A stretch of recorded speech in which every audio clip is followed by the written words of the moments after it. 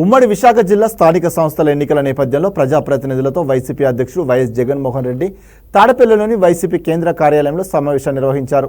ఈ క్రమంలో పెందుర్తి, పాయకరావుపేట అసెంబ్లీ నియోజకవర్గాల ఎంపీటీసీ, జెడ్పీటీసీలతో సమావేశం ఏర్పాటు చేసి వారితో కాసేపు ముచ్చటించారు.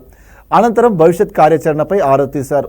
ఈ సందర్భంగా ఆయన మాట్లాడుతూ టీడీపీ ప్రభుత్వం నుంచి ఇబ్బందులను ఎదుర్కొంటున్న ప్రతి కార్యకర్తకు అండగా ఉంటానన్నారు. కష్టకాలంలో మనం ఎలా ఉంటామనేది ప్రజలు చూస్తారని, మన ఆపదలో ఉన్నప్పుడు వారు మన వెంట శ్రీరామ రక్షగా ఉంటారని పేర్కొన్నారు.